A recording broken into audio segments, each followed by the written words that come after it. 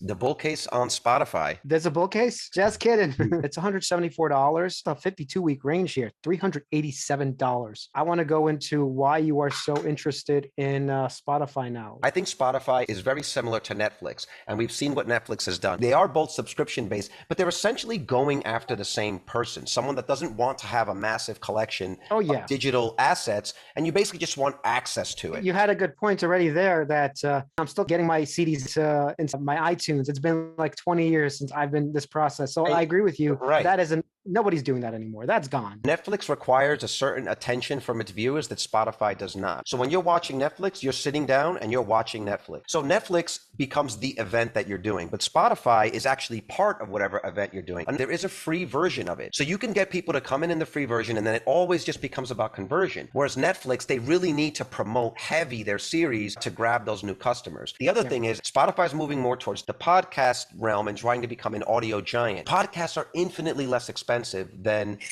original series to produce. And a lot of these series, you'll see with the Joe Rogan podcast, it's more of a licensing deal. It's easier to tailor them to the needs of the audiences. Whereas Netflix, say for example, they wanted to go after a certain type of movie lover, an action movie, they have to go and make action movies. But if you like horror movies and you just want to hear people talking about horror movies all day, they can have 15, 20 podcasts.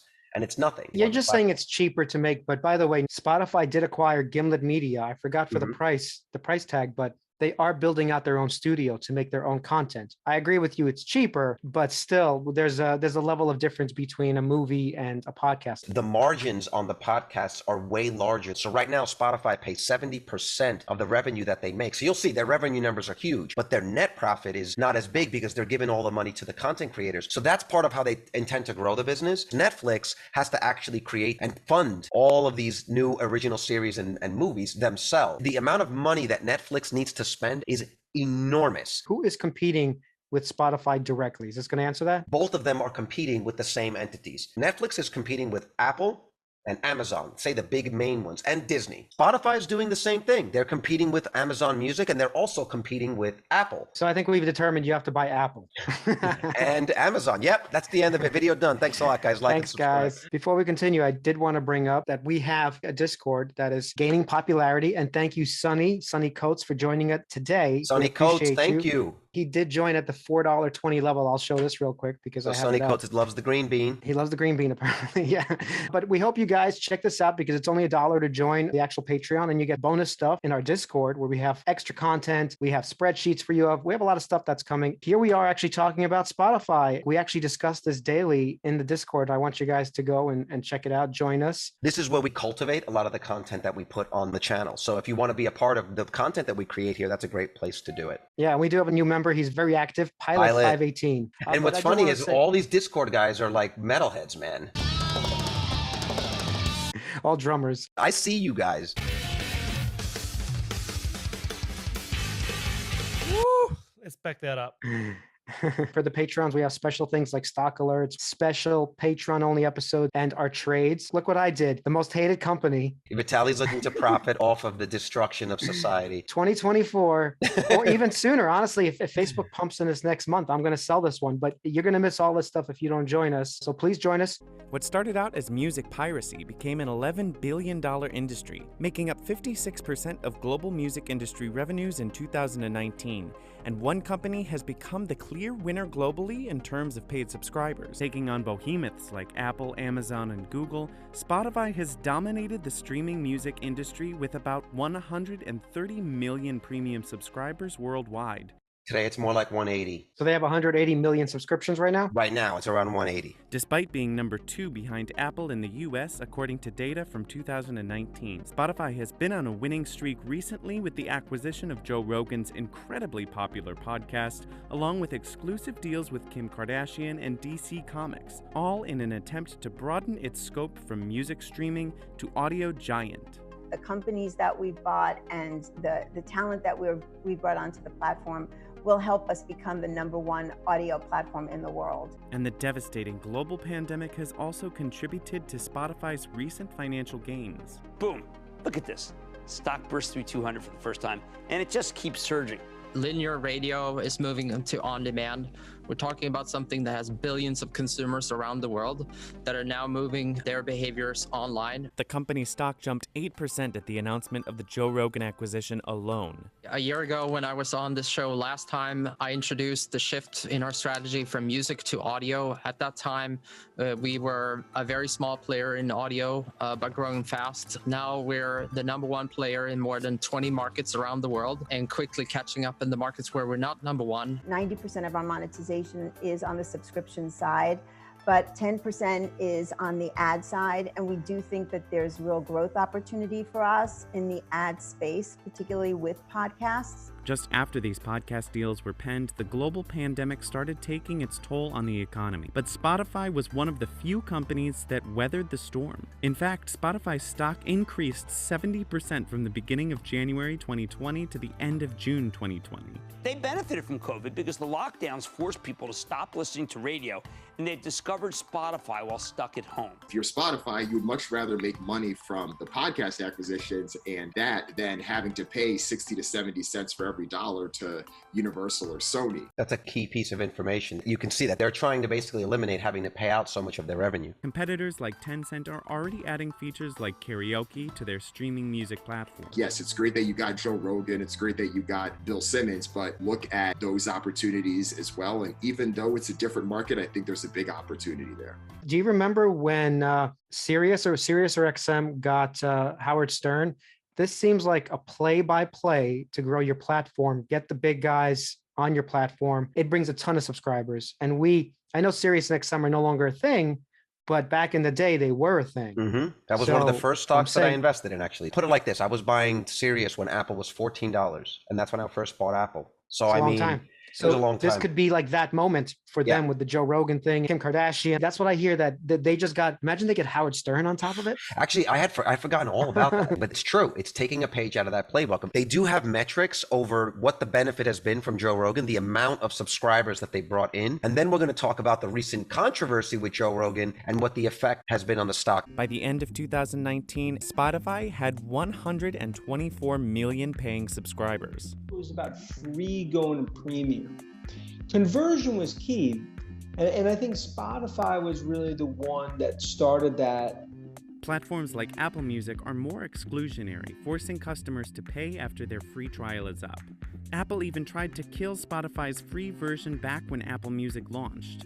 Free just makes sense for customers, which is a major reason why Spotify is so popular today. What I'm hearing from the analysts is that their strategy of giving away the free service is really benefiting for them because they're able to convert those customers into paying subscribers at some point. Where we are right now is Spotify currently has 31% of the global streaming music subscription market, and that's double the next competitor. So they're 2 times the size of Apple, which is at 15, Amazon's at 13, Tencent at 13, YouTube, NetEase, Deezer. Spotify was the largest music streaming service in the world as of second quarter of 2021 with a market share of 31%, with Apple Music in second place at 15% and Amazon Music and Tencent Music each tied at third with 13%. Although exact subscriber numbers and market shares have changed in the months since Q2 21, the report sheds light on how the world's biggest music streaming services are stacking up against one another. The market has grown, and also Spotify looks like it has a bigger share than the chart you even showed. Spotify Technology SA announces financial results for fourth quarter 2021. We ended 2021 with strong Q4 results led by outperformance in monthly active users, continued momentum in our subscription business, and meaningful advertising results. Monthly active users grew 18% year over year to 406 million in Q4. Their goal for that is 1 billion. 406 million users? We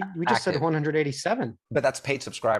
Oh, total is 406, 187 million paid. Right, so you got the free people too that are listening to it. That's a lot of people. That's a lot of people. Premium subscribers grew 16% year over year to 180 million in Q4, led by strong promotional campaign performance. Ad-supported revenue reached a record of 15% of total revenue in Q4. That's huge, actually. Gross margin finished 26.5% in Q4. That's some Tesla numbers, man. Announced the agreement to acquire Findaway and the acquisition of Whooshka in Q4. Revenue of 2.689 million euro grew 24% year over year in Q4 or 20% year over year on a constant currency basis and was above the top end of our guidance range due to significant strength in advertising and favorable FX movements. Premium revenue grew 22% year over year or 18%, while ad-supported revenue was particularly strong, growing 40% year over year or 34% year over year constant currency. During the quarter, we announced the acquisition of Wooshka, a podcast technology platform that offers a specialized tool for radio broadcasters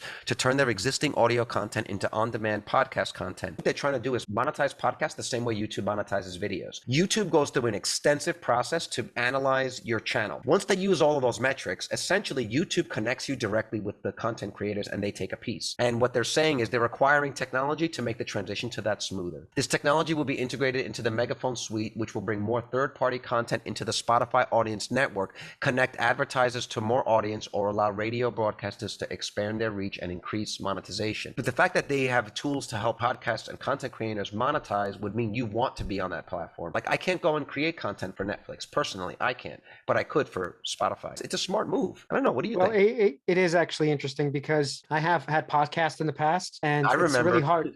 It's really hard to monetize the podcast itself because there's no platform to help you do that, just like they're saying they're creating one. So you would have to monetize it yourself or try to, right? So this is good if Spotify can connect you with advertisers immediately and say, hey, the more you stream, we'll pay you a percentage, just like sort of YouTube. So this is actually genius because there is no one place right now that podcasters can go. It's sort of dispersed across the whole sea of Right. the internet, right? And it's all in RSS feeds and it gets kind of technical sometimes. Right. But People do it guerrilla style, Facebook marketing themselves. yes, Or, yeah, right. there's a It's lot all over the place. There's no one central location. Apple has been the best at getting one central yeah, location. Apple's been pretty good at that, yeah. But they haven't even monetized or helped the creators monetize. So this is actually really smart that there's a lot of people who would use this. Gross margin finished at 26.5% in Q4, above the top end of our guidance and flat versus the previous year period. The gross margin trend reflected a favorable revenue mix shift towards podcast, marketplace activity, and other cost of revenue efficiencies, payment fees, streaming delivery costs, which were offset by higher non-music and other content costs and publishing rate increases. As a reminder, our Q4 2020 gross margin benefited from adjusted to estimated music royalties that positively impacted gross margin by nearly 60 basis points. Let me go to Discord and show here what is going on. It went from 60 billion to 30 billion. So I just wanted to show that. And the PE is 357. And that seems high, but it's only because they're spending so much money right now. As we know, they're investing in Joe Rogan, all these podcasts, Right. buying podcast stations and building their own thing. So look, they're going to spend money. Their PE is going to be high. This is why you can't just look at that. But if you do look at the price of sales, it's kind of crazy. It's under 3. Netflix's price to sales is a 6.2. That's kind of crazy that, look, obviously Netflix is a bigger company, but I don't know.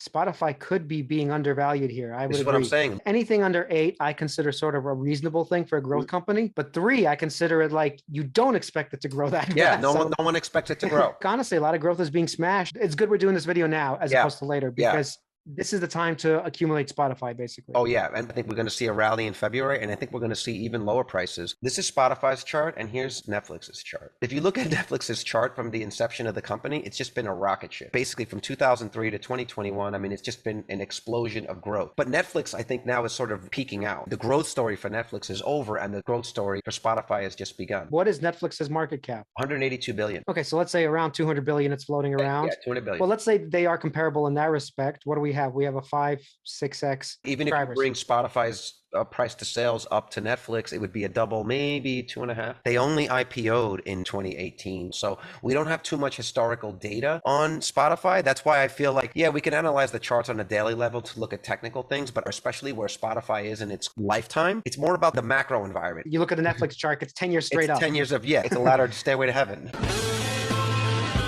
Anyone who's like, oh my God, it's in the channel, dude. Until it falls out of that channel, then you should then you should worry. No, but I agree. The fundamentals are way more important in terms of like, are they growing? Are they growing fast? Are they reinvesting? Are they doing the right and the things? market force is like, what do you see coming up in the future? What are they telling you they're trying to do so that you know what the metrics to measure them against? Here's a major problem that I see for Netflix. Viewer data suggests many Netflix hits go from sizzle to fizzle quickly. The top 2021 Netflix series saw audiences peak in the first month following their debut. Even reigning hit Squid Game saw a pronounced drop after hot start. While Netflix releases hit original shows on a regular basis, new data suggests these series don't retain a significant number of viewers after their first month of release. Virtually all of the top 10 most viewed new Netflix titles of 2021 among TV Time app users saw self-reported viewership in the TV Time app significantly slow after their debut month. Month 1, month 2, Month 3. Why I'm showing this. Netflix spends millions of dollars, right, to make the Squid Game. It's amazing. It's all over the internet. They get a bunch of new subscribers, but after that month is over, everyone's watched Squid Game and it's over. A new album comes onto Spotify, gets a bunch of viewers. Guess what? They still listen to it the next month and the next month. There's actually data that I'm going to show you in this video that shows that a majority of the people that are on Spotify are listening to the same old songs over and over. This is a luxury that Netflix simply does not enjoy. How rapidly these big series lose their steam among viewers has to be considered a factor in how much the Los Gatos-based streamer has to spend on an original programming supply that needs to be constantly replenished to deliver the hits required to attract subscribers. Do you go back and watch vintage shows from Netflix? It's more unusual if I do that, of course. And I'm guessing it also wouldn't be a reason that you would sign up for the service. Whereas Spotify, to listen to some of your old songs, you definitely would. This is again why I say they have a more solid foundation of users and subscribers than Netflix does because of that fact. Like right now, to get them in another channel, basically. You and I right now, what's considered old music to us would be the music of the 90s and early 2000s. But the new generation that's coming in, listening to the stuff that's out now, this will be their version of that. As they get to 15, 20, 10 years older, they're going to want to go back to Spotify to listen to their old songs. They're not the same old songs that we're listening to. Wells Fargo anticipates that Netflix will spend over $19 billion in cash on content this year, which is the highest estimated 2022 DTC spend total among any media and tech player. Netflix is spending under new scrutiny as the company's stock plummeted in the wake of underwhelming Q4 results disclosed this week. Yes, not every quarter for them is going to be amazing because they do have to spend a lot of money on content. It's the only way for them to attract new customers and continue growing. So they have this overhead that they need to spend every month, or if they don't, the numbers could stagnate and that could start a downward spiral for them. I would give the counterpoint there just to have it. The fact that Netflix can spend that much money and generate, we don't have the stats here, but they're generating more than they're spending. That's the point. Another person to compete with Netflix now is looking at that number and saying, I have to spend, even if it's not 19 billion, Apple's looking at it and saying, we have to spend a lot of money on this content. And they are. Yeah, I think Apple only spends about 4 billion a year. Well, this is right now. They just started a service. You watch as the years progress, they have to spend more money in order to compete with Netflix. Netflix will continue to have this massive lead for a long time just because they're going to outspend everybody. And let's face it, money talks, okay? At some point, you are right that maybe the spend is too much or they can't keep going or there's not enough customers coming in because they have everybody in the world at some point. But I don't think we're there yet. Netflix still has a long way to go. Oh, yeah, no, we're not there yet. And look, and a counterpoint to your counterpoint is I don't know that Amazon and Apple care so much about becoming number one. Apple doesn't really ever try to become number one. I mean, even in smartphone sales around the world, I don't think they're number one, but they're fine. They have comfortable margins. Like in order for them to get more market share, it's not worth the money to them. They're making good, comfortable margins where they are. It's a nice little flavor in their portfolio. Well, to your point,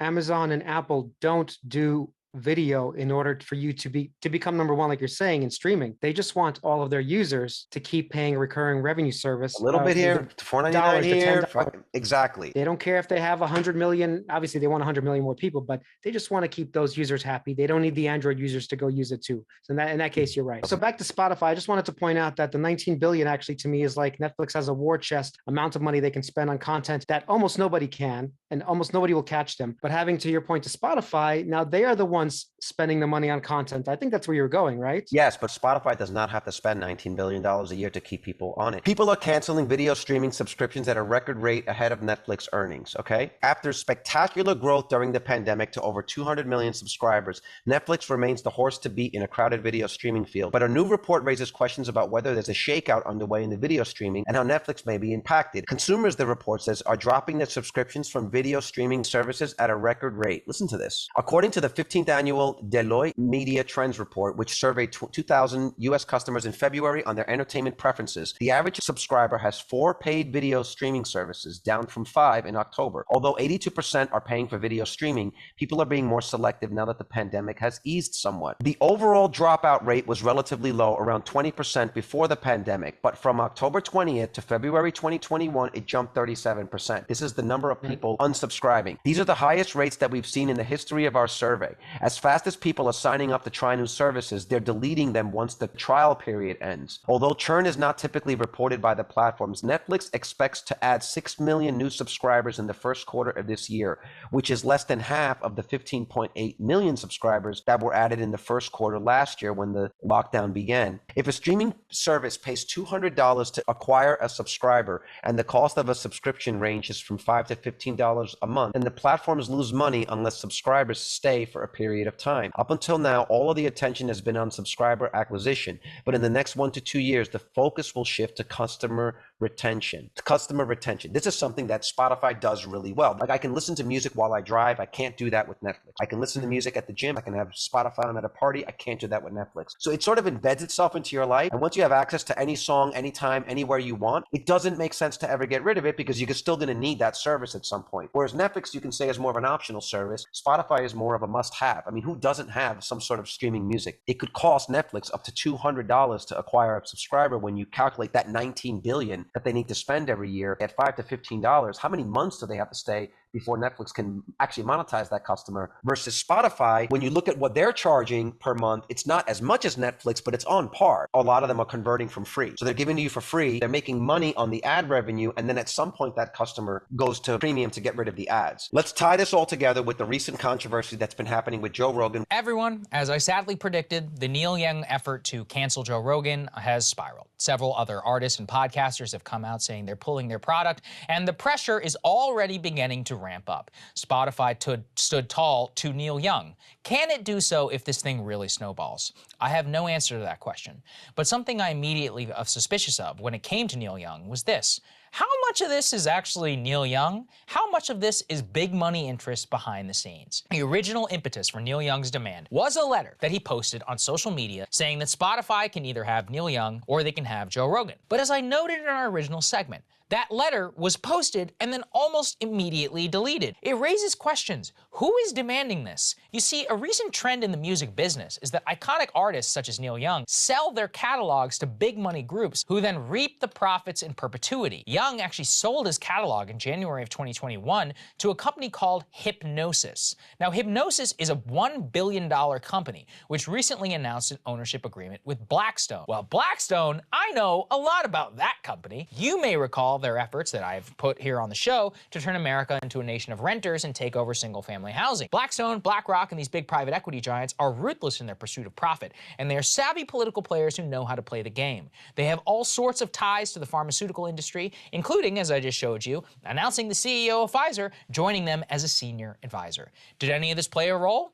Who knows? But do you really think it's a coincidence that days after Neil Young's music was pulled off Spotify, that he debuts a 4-month free trial for any person who wants to sign up for Amazon Music? Amazon Music, who has struggled to gain market share and of course has long-standing connections with all of the big money people in the game that I just talked about. Young claims he's not personally getting any money from the deal. Okay, is Blackstone? Is his catalog? What about the other company? Those are great questions. I'm sure our amazing media is going to probe that tomorrow. Part of why all of digging into this money matters is that the music landscape has changed dramatically. New streaming music data, actually as broken down by Ted Gioia, it shows old songs now represent 70% of the entire US market, and the new music market actually is shrinking. In fact, in 2020, the 200 most popular tracks on streaming now account for less than 5% of all streams. In other words, most people are just listening to the same stuff. This is why then with Neil Young, there has been a mad dash in recent years to acquire the catalogs of old established players like him by big money. In the last few years, Bob Dylan, Stevie Nicks, Calvin Harris, Shakira, Barry Manilow, others, they all sold their catalogs to private equity giants. In 2020 alone, $4.67 billion of music catalogs changed hands globally, with almost every single major hedge fund in the world getting in on the action. At first, it was simple. Just Neil Young taking a stand, right? Well, maybe. But now, a lot of people with big money and a big agenda who just so happen would profit if Rogan went down, were like Amazon or Pfizer or Blackstone or others who consider him a thorn in their side. The problem now is that even if this was astroturfed in the beginning, it is on for real. Joni Mitchell now has come out. She said that she's not going to she's going to stand in solidarity with Neil Young. Then she says delete or cancel Spotify. Others, that trended on Twitter for nearly the entire weekend. Perhaps the biggest blow, though, to Spotify, at least on the podcasting side that's come so far, is Brene Brown of the former TED Talk fame. Brown is announcing she's going to, quote, not be releasing any podcasts until further notice. I expect it to get worse. An hour after I originally finished writing this monologue, Spotify exclusives Harry and Meghan came out to say they've expressed concerns to Spotify of which they have a deal with. And then Spotify CEO Daniel Ek, he put out a statement saying, quote, "We've heard the criticism. We are implementing chances to help combat misinformation." The statement detailed how Spotify will now add a content advisory to any podcast episode, which includes discussion about COVID and will direct people to a resource that has up-to-date information. They said they will also, quote, "test ways to highlight our platform rules and our creator and public tools to raise awareness around what's acceptable and helps creators understand their own accountability." Yeah, okay. I've seen this movie before. You give in to the mob and you give them an inch, they will keep coming. Will Spotify really be able to withstand this pressure? Who knows? Principle's not going to save you in these instances. I wish it would, but I'm not naive. Only money will. In the beginning, it was actually simple. Rogan has far exceeded Spotify's own expectations in getting actual people to come over to the app and has increased overall podcast listenership. It's why he got paid what he got paid. And Neil Young simply didn't stack up to that economic value. But you add up enough people, it becomes a much tougher decision. Spotify knows that. So do the hedge funds, with all kinds of conflicts of interest. And just like with the rest of the U.S. economy, they're the ones that really run the show. So hold on to your seats, and you really hope that Joe prevails in this one. He is up against more powerful interests than many people even realize here. He's one of those fear mongers too, I'm afraid, because how many problems have we had, even with Facebook, with Spotify before, all of these companies? Eventually, we forget about it. We move on to the next thing. This Joe Rogan thing is ridiculous. He's a comedian. All of this is noise. So to me, I hope Spotify tanks basically so I can buy some Spotify stock because this is only good for them. That whole thing about hedge funds buying the catalogs of musicians, I really wasn't aware of that. The second piece of information that I took out of that was that most people are listening to their old songs over and over and over. That to me is also bullish because if that's where I'm going to listen to my Corn and my Limp Bizkit, I'm not going to get rid of my Spotify account. I don't care what happens to Joe Rogan, right? I agree with you. In 6 months, this will be gone. But just the fact that these hedge funds are fighting this podcast movement, for me, is really bullish for Spotify because that's exactly where they want to go. The only thing we're going to see is that Spotify has moved up in the Apple Store downloads. That's the only thing we're going to see. Everybody who didn't know what Spotify was, now they do. All of a sudden, is like, what is Spotify? Right. Oh, it's the app you listen to music. This is blown completely out of proportion, and Spotify is probably now counting all the paychecks coming in. That's what's happening. The key takeaway is you really feel Spotify is the leader in their space. Yeah, Wilfred, I think that's the right setup. And you're also right that this is a dislocated stock. I think it's a dislocated high-quality stock, almost 40% from its highs. But our annual survey, this is the 9th time we've run this, consistently has shown. Can we just talk about that price target for a second of $375? Well, I wonder if all the price targets are coming down now because all the stocks have come down. Could be. I bet you anything that he's probably lowered it as well because all these analysts are just full of shit, honestly. Okay, but we're still about $200 off of that. $200. It's nice to see. It's nice to see. It's nice to see. Increased usage, reliance by consumers worldwide on Spotify. In the U.S., it has 2.5 times as many users as the closest, second closest competitor. In this case, that's Apple Music. In the UK, that lead is like 3 to 4x greater than Amazon Music and Apple Music. So in our book, it's winning the music streaming wars, and then they've layered in podcasting, for which we find increasing popularity, increasing usage, just makes the use case, the value proposition of Spotify stronger. So it's the question of when the gross margins and the profits of this company start to tip. We think that will happen in a reasonable short term. That's why we like it here while it's dislocated. If it was dislocated at 230, it's definitely dislocated now at 175. I mean, I was happy buying at 220, 230. I was happy. I'm still expecting lower prices, but man, this is a good deal. You think they've got a lot of pricing power? Yeah, so this is the first time ever that the company has started to pull pricing as a lever. They've done this over the last 6 to 9 months in the U.S., in Western Europe, and in other parts of the world, in Japan. Just like Netflix started doing this in 2014, Amazon way back then, too. They started increasing the price of their basic subscription plans or Prime, and they were able to do it successfully multiple times. We think Spotify has that ability to do it, too. At the end of the day, this is the world's music library on your phone at beck and call for $9.99 a month or cheaper, and I think that means the company's got a lot of pricing power, and that usually translates into revenue growth acceleration and margin expansion, which usually is a great backdrop for stocks. So we did a lot of teases of the billion reasons you like Spotify. I guess it's in reference, Mark, to 1 billion users, which you think this company could have. By when? And that seems pretty aggressive for a company that has, what, 350 or so 50 million users right now? Yeah, so it's not an easy one. This is what the CEO and the founder, co-founder Daniel Ek had announced as the company's goal for 2025. He thought they could get to 1 billion monthly average users. I think that's possible. They've also launched into 86 new country markets this year. And so, yeah, if you layer in more markets, that can get you to that goal. But what I found interesting is, all right, we started to work the math on that. If you get close to that, I think we're still south of 950 million that year. But if you get reasonably close to 1 billion, that kicks off as much as 11 billion in gross profit or over 3 billion in cash flow and EBITDA. And that, I think, allows you to see a doubling in the stock in 3 years, because we're going to be discounting that 25 scenario in 2024, which is 3 years from now. So that's the math we wanted to go through in the exercise. If, Daniel, you really can get your 1 billion subs, and we think you can get reasonably close to it, what's that worth? And for investors, it's the doubling in 3. That's a great entry point on a stock. 3 years sounds like a reasonable time for it to double. 400 million. He's saying to 1 billion, 400 and something, so right? You're looking at, if every 400 million gives them 180 million paid subscribers, and you multiply it by 2.5, that would mean 450 million paid subscribers. If it's the same ratio of how many monthly users versus paid. Guys, I want to remind you, we have a Discord, obviously, and we are talking about Spotify and Joe Rogan. And here's a cool article that mentions that 19% of Spotify users say that they're going to cancel their plan. Carlos, do you think that's actually going to happen? I think my comment speaks for itself. And I threw a funny one. This is actually meant for Joe Buslife, for Joseph. I don't believe this for 1 second. 19% of people can't agree on what to eat for dinner or whether lemonade is a good buy or not. Exactly. He's a lemonade bull. I just want to point that out.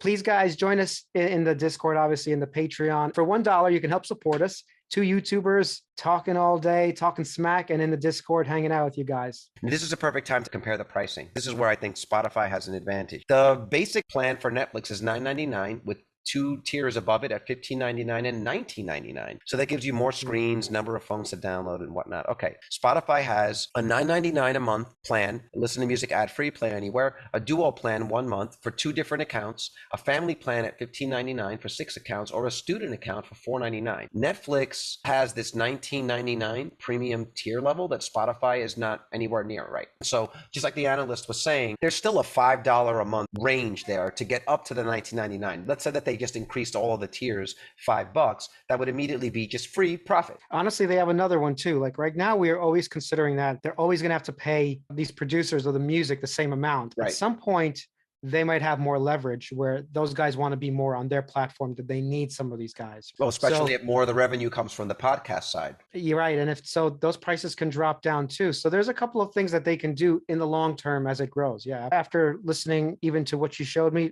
honestly, I feel that they're going to the YouTube model more than anything, because that totally makes sense. That let somebody else make the content. Why do you even gotta, yes, they're going to have their branded shows. Right.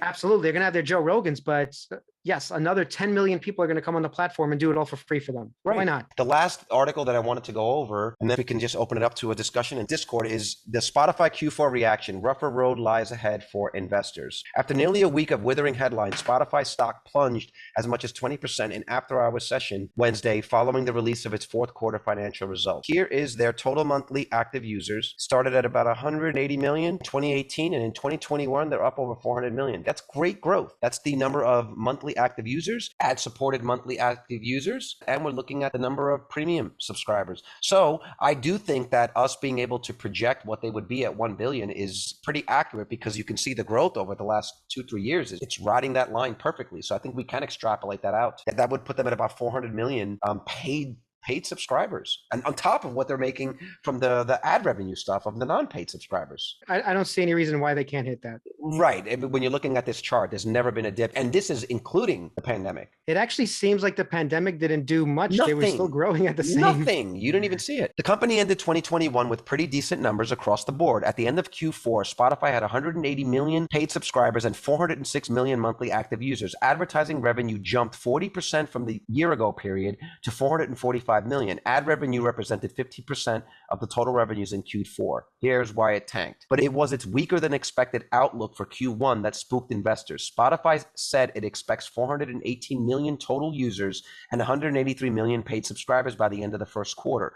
Both were lower than Wall Street projections. The company also announced it would no longer provide full-year guidance. Spotify's weak guidance comes as the company faces serious backlash from artists about the spread of misinformation by Joe Rogan's podcast. Not to mention, the White House is reportedly weighing in on the controversy too. More artists are joining Neil Young in protest of misinformation, with Graham Nash, Stephen Stills, and David Crosby being the latest to join the movement Wednesday. Look at these charts. Americans who listen to Spotify for at least 30 minutes the past week. Look at how they're capturing that young market. Look at the number of people that are listening to Spotify for at least 30 minutes in the past week and who are aged 15 to 29. That's huge because that is key to creating the base for your next level of growth, like the S-curve on top of S-curve thing that David Lee talks about.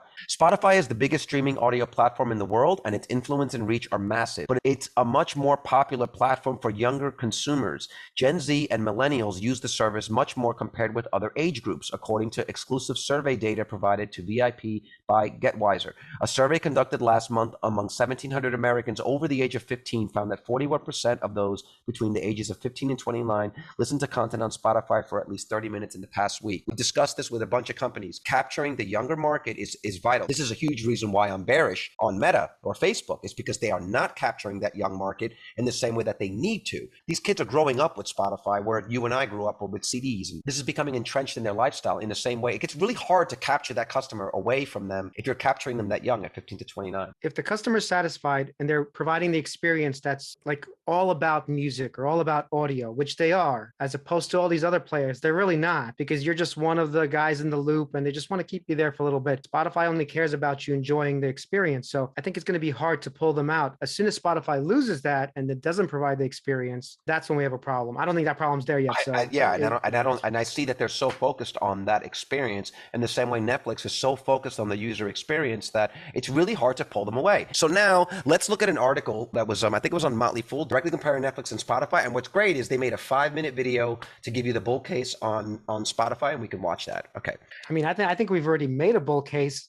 The fact that if they have 400 million subscribers, 180 million paying, going for $1 billion, they're at a 3 price to sales, less than Netflix is 6. I mean, I'm not an investor, by the way, in Spotify, but even I'm thinking about it. Do I have more margin left? Right. Is it an easy 3X in 2 years? Is it a safe place to put your money? Because I just want to make sure this is years away. This 3X, it's years away. This is not happening this year. So nobody better believe that. Okay. It's more about how is it going to get there? At least right now, I don't see any major negative catalyst for Spotify. We're going to see how they weather this thing with Joe Rogan, which is important. That's a positive catalyst.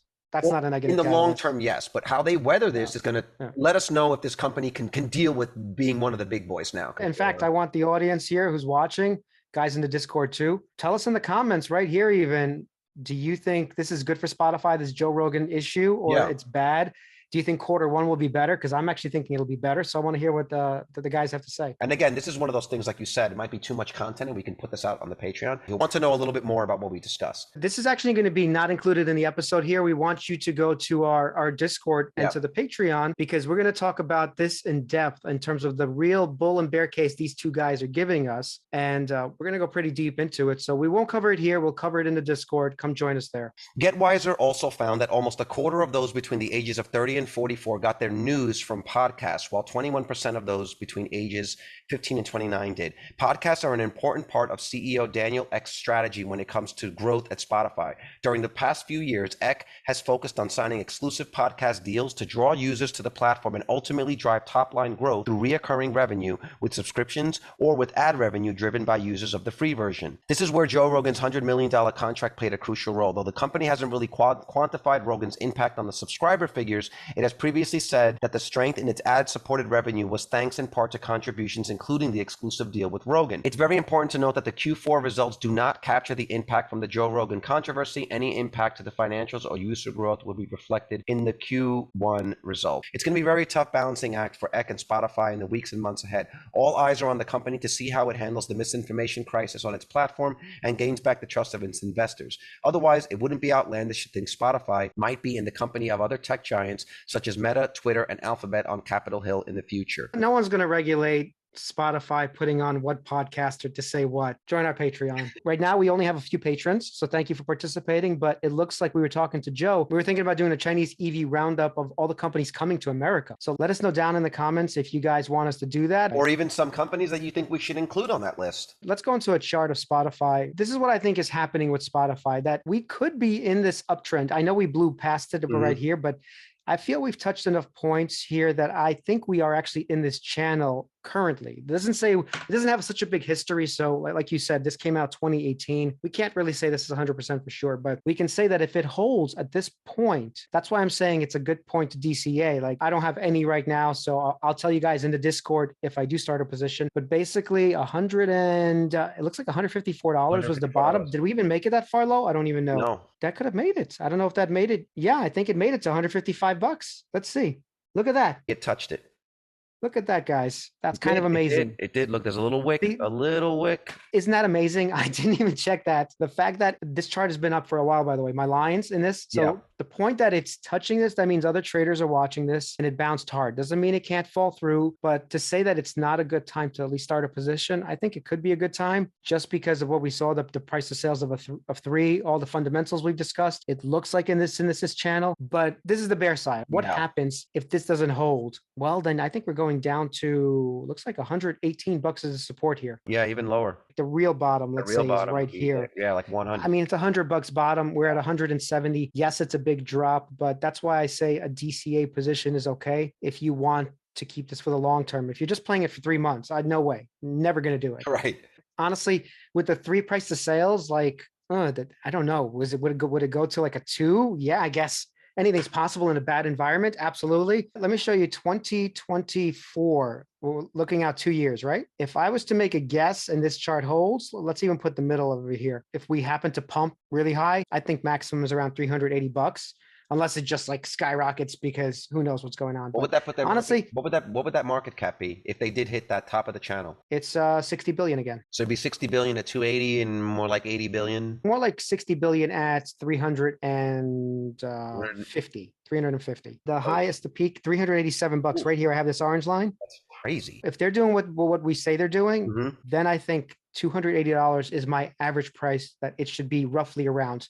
Doesn't mean it can't be a little bit under or over, but I would expect it to go around here. Short term, I would never dump $1 into it. What company, right? But what company are you dumping? I think the only one I would dump $1 into at short term. I really think that with Spotify, you're looking at Netflix for audio in the making, except we're right at the beginning, and they have all the benefit of the previous strategic moves by Netflix and even going further back of a Sirius satellite radio. I don't see the real bear case. If I'm missing something, guys, please comment below, join our Discord, and let's continue the conversation there. Yeah, and leave in the YouTube comments too. Who is the competitor to Spotify for real? And don't say Apple Music because or Tidal or Amazon. Who is it? Who is it? Guys, if you like this content, please consider hitting like, subscribe, and hit the notification bell to get notified when we put up more content. And again, we continue the conversation on our Discord. Consider becoming a patron. Great episode, guys. Thank you for joining us. Join the Discord, join the Patreon. See you guys later.